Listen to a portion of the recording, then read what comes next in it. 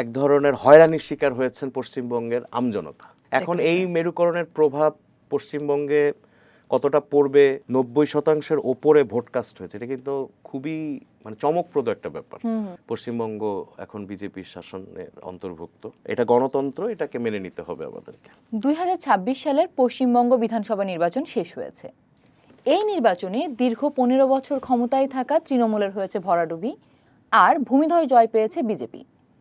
কিন্তু তৃণমূল বা মমতা বন্দ্যোপাধ্যায়ের এই ভরাডুবির আসলে কারণ কি, সে বিষয়ে জানবো। এই বিষয়ে কথা বলতে আমাদের সঙ্গে রয়েছেন চর্চার বিশেষ প্রতিনিধি নায়ের ইকবাল তনয়। আপনাকে স্বাগতম। কি মনে করছেন? আসলে আলটিমেটলি এটা তো একটা নির্বাচন, তো একটা গণতন্ত্রের একটা মানে রায়, জনমানুষের রায়। সেই রায় তৃণমূলের বিপক্ষে গেছে, সোজা কথায়। পশ্চিমবঙ্গের মানুষ তাদের আগামী পরবর্তী 5 বছরের জন্য রাজ্য সরকারে বিজেপিকে বেছে নিয়েছে। এটা তাদের রায়। এই রায় আসলে অনেকের পছন্দ হতে পারে, অনেকের পছন্দ নাও হতে পারে, কিন্তু এটা আলটিমেটলি জনগণের রায় এবং এটা গণতন্ত্র, এটাকে মেনে নিতে হবে আমাদেরকে। তো পশ্চিমবঙ্গে তৃণমূল 15 বছর ক্ষমতায় ছিল দুর্দণ্ড প্রতাপের সঙ্গে, তাদের ভরাডুবি হয়েছে। এটার বিভিন্ন ধরনের কারণ থাকতে পারে, তবে আমার কাছে যেটা সবচেয়ে বড় কারণ আমার কাছে মনে হয় সেটা হচ্ছে যে অ্যান্টি ইনকামবেন্সি, মানে বর্তমান সরকারের বিরুদ্ধে যে জনমত, যেই সরকারটি সর্বশেষ ক্ষমতা আছে তার বিরুদ্ধে যে জনমত, অ্যান্টি ইনকামবেন্সি যেটা, সেটা প্রবলভাবে তৃণমূলের বিপক্ষে গেছে বলে আমি মনে করি। বিভিন্ন সংবাদ মাধ্যম বিশ্লেষণ করলে দেখা যায় যে সংবাদ মাধ্যমে প্রকাশিত বিভিন্ন সংবাদ বা বিভিন্ন ধরনের ফিচার দেখলে বোঝা যায় যে 15 বছরের শাসন নিয়ে কিন্তু পশ্চিমবঙ্গের মানুষ খুব একটা যে খুশি ছিল সেটা না। তৃণমূল সরকার বিভিন্ন ধরনের দুর্নীতিতে জড়িয়ে পড়েছিল, বিভিন্ন বিতর্কে জড়িয়ে পড়েছিল। এগুলো একটা বড় কারণ হয়েছে বলে আমি মনে করি। আরেকটা বড় কারণ আমার কাছে মনে হয়েছে, এবং এটা ভারতের বিভিন্ন সংবাদ মাধ্যমেও এসেছে এই আলোচনাটা, সেটা হচ্ছে যে মুসলিম ভোটে বিভক্তি। পশ্চিমবঙ্গে মুসলিম জনসংখ্যা প্রায় 30%, এবং বলা হয় যে 2021-এর নির্বাচনে পশ্চিমবঙ্গে তৃণমূলের জয় পাওয়ার অন্যতম বড় কারণ ছিল মুসলিম ভোট। তো 2026 সালের নির্বাচনে টিএমসির পরাজয়ে মুসলিম ভোটের বিভাজন কি কোনোভাবে দায়ী? হ্যাঁ, আমি এটাতে আসছিলাম যে বা কতটা দায়ী? এটা একটা বড় ফ্যাক্টর আমি মনে করি। অ্যান্টি ইনকামবেন্সির বাইরে এবারের নির্বাচনে মুসলিম ভোট একটা বড় ফ্যাক্টর হয়ে দাঁড়িয়েছে তৃণমূলের বিরুদ্ধে, এটা বলাই যায়। ভারতের বিভিন্ন সংবাদ মাধ্যমে এই বিষয়ে বিশ্লেষণ এসেছে। আপনি যেটা বললেন যে পশ্চিমবঙ্গে মুসলিম জনসংখ্যা প্রায় 30%-এর কাছাকাছি, 27 বলা হয়, এটা 30 ছুঁই আর কি। তো দেখা গেছে যে আমি একটু পিছনে ফেরত যেতে চাই, সেটা হচ্ছে যে আমরা পশ্চিমবঙ্গে 34 বছর বামফ্রন্টের শাসন দেখেছি। একসময় জ্যোতি বসুকে মুখ্যমন্ত্রী দেখেছি, বুদ্ধদেব ভট্টাচার্যকে দেখেছি। 2011 সালে বামফ্রন্টকে হারিয়ে নির্বাচনে হারিয়ে মমতা বন্দ্যোপাধ্যায় তার তৃণমূল কংগ্রেস নিয়ে বিপুলভাবে ক্ষমতায় আসলেন। একসময় মুসলিম ভোট বামফ্রন্টের ভোট ব্যাংক ছিল। মুসলিমরা ভোট দিতেন, পশ্চিমবঙ্গের মুসলিমরা বামফ্রন্টকে ভোট দিতেন, জ্যোতি বসুর দলকে ভোট দিতেন। এই ব্যাপারটি ভেঙেছিলেন মমতা বন্দ্যোপাধ্যায় 2011 সালে। 2011 সালে এই মুসলিম ভোট বামফ্রন্ট থেকে সরে মমতা বন্দ্যোপাধ্যায়ের কাছে আসলো, এবং মমতা বন্দ্যোপাধ্যায় মুসলিম ভোটের মাধ্যমে মুসলিমরা ভোট দিলেন, এটা একটা বড় সহায়ক ভূমিকা পালন করেছিলেন। উনি ক্ষমতায় আসলেন, উনি এরপর পরপর 2টা বিধানসভা নির্বাচনে বিপুলভাবে জিতলেন। এই সময় দেখা গেছে যে মুসলিমরা হচ্ছেন এক ধরনের ভোট ব্যাংকে পরিণত হলেন তৃণমূল কংগ্রেসের। মুসলমানরা একচ্ছত্রভাবে তৃণমূলের পেছনে দাঁড়িয়েছে ভোটার হিসেবে, তারা কাউকে চয়েস না করে তৃণমূলকে চয়েস করেছে তাদের পছন্দের দল হিসেবে। এবার কি হলো, এবার দেখা যাচ্ছে যে ওই ফর্মুলাটা আমরা যদি খালি চোখেও দেখি, ওই ফর্মুলাটা মানে ওই মুসলিম ভোট ব্যাংকের ওই ব্যাপারটা খাটছে না এখানে। কেন খাটছে না সেটার কারণ আছে। এবার মুসলিম ভোটটা আসলেই বিভক্ত হয়ে গেছে। কোথায় বিভক্ত হয়ে গেছে? আইএসএফ নামে একটি দল আছে পশ্চিমবঙ্গে, নওশাদ সিদ্দিকী নামের একজন নেতার নেতৃত্বে। ইন্ডিয়ান সেকুলার ফ্রন্ট এবার একটা বড় ফ্যাক্টর হিসেবে কাজ করেছে এই ভোট বিভক্তিতে। এছাড়া তৃণমূলের একজন সাবেক বিধায়ক হুমায়ুন কবির, তিনি তৃণমূল ছেড়ে নতুন একটি রাজনৈতিক দল গঠন করেছেন, আম জনতা উন্নয়ন পার্টি নামে একটি দল করেছেন। এবং নির্বাচনের আগে একটা মেরুকরণ হলো সেখানে। আইএসএফ, নওশাদ সিদ্দিকের আইএসএফ বাম ফ্রন্টের সঙ্গে একটা জোট করলেন এবং হুমায়ুন কবির জোট করলেন কংগ্রেসের সঙ্গে। এখানেই ভোটটা বিভক্ত হয়ে গেল। আপনি দেখেন যে মালদা এবং মুর্শিদাবাদ হচ্ছে পশ্চিমবঙ্গের মুসলিম অধ্যুষিত, মানে 50% ওপরে মুসলিম জনসংখ্যা সেখানে। এই দুটো জায়গায় মালদাতে 12টি আসনের 6টিতে জিতেছে বিজেপি এবং মুর্শিদাবাদের 22টি আসনের 8টিতে জিতেছে বিজেপি। এর মধ্যে নওশাদ সিদ্দিকীর দলের আসন আছে, বামফ্রন্ট মিলে ওই জোট 2টি আসন, এবং হুমায়ুন কবির এবং কংগ্রেস মিলে 2টি আসন। ভোট এখানে বিভক্ত হয়ে গেছে। এবং আরেকটা হিসাব আমি দ্য হিন্দুতে দেখলাম, হিন্দুস্তান টাইমসে দেখলাম, যে নওশাদ সিদ্দিকী এবং হুমায়ুন কবিরের এই জোট, বামফ্রন্ট সব কিছু মিলে এরা ভোট পেয়েছে 4.6%। এবং এই 4.6% ভোট পুরোপুরি কিন্তু তৃণমূল কংগ্রেস বা মমতা বন্দ্যোপাধ্যায় আশা করতে পারতেন, প্রত্যাশা করতে পারতেন। এবং অনেক আসনে দেখা গেছে যে বিজেপির প্রার্থীর সঙ্গে অল্প ব্যবধানে হেরেছেন তৃণমূলের প্রার্থীরা, বিশেষ করে এইসব আসনগুলোতে। এইসব আসনে অবশ্যই মুসলিম ভোটের বিভক্তি একটা বড় কারণ। আচ্ছা, এখানে মুসলিম ভোটের বিভক্তি হয়েছে, বিভিন্ন দলে ভোট চলে গেছে, এটা একটা বড় কারণ আপনি বলছেন। টিএমসির তো দীর্ঘদিন ধরে মুসলিম ভোটটা আসলে একটা বড় ভোট ব্যাংক হিসেবে ছিল। যেহেতু এবার লেফট, কংগ্রেস এবং অন্যান্য বিভিন্ন দলে ভোট ভাগ হয়েছে, এটা একটা বড় কারণ হতে পারে। কিন্তু এখানে আপনার কি কোনোভাবে মনে হয় যে মুসলিমরাও একটা পরিবর্তন চাই, এটাও একটা কারণ হতে পারে?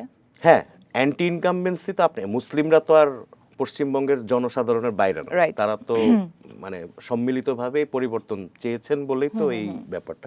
হয়তো সংখ্যাগরিষ্ঠ মানুষ, মানে এটা বিভক্ত হয়ে গেছে, সংখ্যাগরিষ্ঠ মানুষ একটা, আর একটা মুসলিম সংখ্যালঘুদের ভোটটা বিভক্ত হয়ে গেছে, এটা একটা অঙ্কের হিসাবে এদিক ওদিক হয়েছে। কিন্তু অ্যান্টি ইনকামবেন্সির ব্যাপারটা কিন্তু মুসলমানদের মধ্যে ছিল। আরেকটা জিনিস ঋতু আমি আপনাকে বলি, কোনো সম্প্রদায় ভোট ব্যাংক হতে চায় না। আপনি তাদেরকে খালি ভোটের সময় ব্যবহার করবেন আর অন্য সময় তাদের দিকে ফিরেও তাকাবেন না, এই জিনিসটা কিন্তু ওই সম্প্রদায় নিতে পারে না।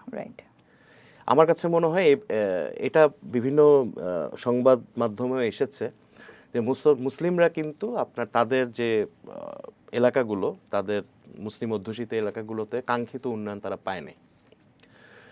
আর তাছাড়া দুর্নীতি তো একটা বড় ফ্যাক্টর। তৃণমূল কংগ্রেসের ধরেন যারা একটু বেশি প্রদর্শন করেন, এই ব্যাপারগুলো তো এসেছে। তো সবকিছু মিলায় আসলে ভোটটা বিভক্ত হয়ে গেছে। এর আগে, নির্বাচনের ঠিক আগে দিয়ে আমরা দেখেছি যে ভোটার তালিকা সংশোধনের একটা ব্যাপার ছিল। তো এই প্রক্রিয়ায় কিন্তু লাখ লাখ মুসলিম বাদ পড়েছে পশ্চিমবঙ্গে, গোটা ভারতবর্ষেই। এই প্রক্রিয়াকে কি পরিকল্পিত ভোট কাটছাট বলা যায়, নাকি এটা শুধু প্রশাসনিক সংস্কার ছিল? কি মনে করেন?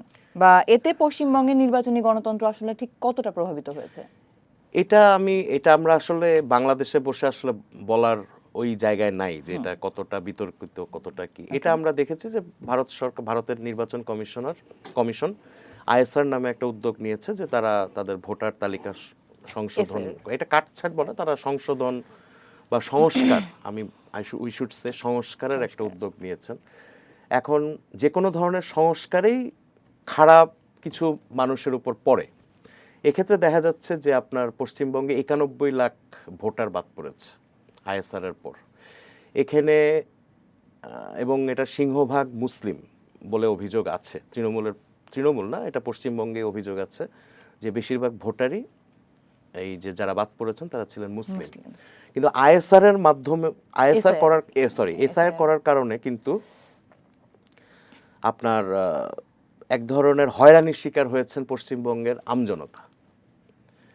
এখানে কিন্তু এসআইআরে আছেন কিন্তু আপনার একসময় বাংলাদেশের পূর্ব বাংলায় থাকতেন, পূর্ব বাংলাদেশে থাকতেন, তারা কোনো কারণে ভারতে চলে গেছেন, মাইগ্রেট করেছেন, এমন মানুষও কিন্তু এই এসআইআর এর প্রচুর আছে। সম্মুখীন হয়েছেন। তো মুসলিমদের কিন্তু একটা ক্ষোভ ছিল, যেটা আমি দেখলাম আর কি বিভিন্ন বিশ্লেষণে, যে যারা বাদ পড়েছে এসআইআর এর পর, এই ভোটারদেরকে আবার ফেরানোর কোনো উদ্যোগ তৃণমূলের তরফ থেকে তারা পায়নি নেওয়া বলে হয় একটা নাই। অভিযোগ আছে। মুসলিম ভোটের ঐক্য একটা বড় ফ্যাক্টর টিএমসির জন্য সবসময় ছিল।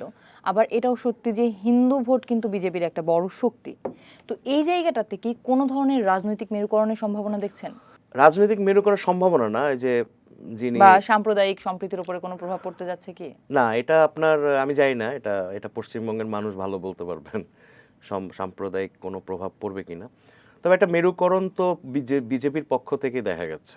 আপনি শুভেন্দু অধিকারী, যিনি মুখ্যমন্ত্রী হবেন, হতে অ্যাসপায়ার যাচ্ছেন, হ্যাঁ। যার, উনি কিন্তু বলেছেন যে অমুক জায়গায়, যেমন ভবানীপুরের একটি আসনের ব্যাপারে বলেছেন, ভবানীপুর নাম, যেটা মমতা বন্দ্যোপাধ্যায়কে উনি হারিয়েছেন। উনি বলছেন অমুক ওয়ার্ডে মুসলিম ভোট এত শতাংশ, ওখানে আমি জিতবো না, ওখানে মমতা বন্দ্যোপাধ্যায় জিতবে, বাকিগুলোতে আমি জিতবো। এটা কিন্তু এক ধরনের ক্লিয়ার, হ্যাঁ, ডিরেক্ট মেরুকরণ। এখন এই মেরুকরণের প্রভাব পশ্চিমবঙ্গে কতটা পড়বে, বা আদৌ পড়বে কিনা, বা আদৌ মেরুকরণ হয়েছে কিনা, সেটা জন্য ভবিষ্যতের দিকে তাকিয়ে থাকতে হবে। সময়ের দিকে তাকিয়ে থাকতে হবে। 2026 সালের নির্বাচন থেকে মুসলিম সম্প্রদায় এবং রাজনৈতিক দলগুলো আসলে কি শিক্ষা নিতে পারে? মানে মুসলিম ভোট কি ভবিষ্যতে কিংমেকার হয়ে থাকবে, নাকি ক্রমাগত যে বিভাজনটা হচ্ছে এখন তাতে এর প্রভাবটা কমে যাবে? মুসলিম ভোট পশ্চিমবঙ্গে সবসময় একটা বড় প্রভাবক হিসেবে কাজ করবে, কারণ 27% মতান্তরে 30% মুসলিম জনসংখ্যা। এটা একটা বিরাট ফ্যাক্টর কিন্তু, এবং এটা সবসময়ই একটা প্রভাব রাখার কথা, যে তারা যেদিকে যাবে সেদিকের দিকে পাল্লা ভারী হওয়ার একটা, মানে কি বলবো, এটা মেরুকরণ না, এটা এক ধরনের ওই পাল্লাটা ভারী হবে আর কি। এটার একটা সুযোগ ভবিষ্যতেও থাকবে। তবে আমি মনে করি এটা যেভাবেই হোক, পশ্চিমবঙ্গে বিজেপি এক ধরনের একটা ফিলিংস সংখ্যাগরিষ্ঠ হিন্দু সম্প্রদায়ের মানুষের মধ্যে প্রবেশ করাতে সক্ষম হয়েছে, যে দে আর সেফ ফর আস। এই জিনিসটা ভবিষ্যতে, এখন আমি জানি না সামনের দিনগুলোতে রাজনীতি কীরকম ভাবে চলবে পশ্চিমবঙ্গে, কিন্তু এটা যে একটা বড় ফ্যাক্টর হয়েছে সেটা কিন্তু প্রমাণিত। এবং এবার আপনি দেখেন যে 90% ওপরে ভোটকাস্ট হয়েছে, এটা কিন্তু খুবই চমকপ্রদ একটা ব্যাপার। কোনো নির্বাচনে আমরা যেখানে 60-65% ভোটকাস্ট হলে যেটাকে খুব ভালো নির্বাচন মনে করি, হ্যাঁ, সেখানে আমাদের এখানেও 80-82 হয়েছে অতীতের নির্বাচনগুলোতে, কিন্তু 90% ইজ এ হিউজ নাম্বার।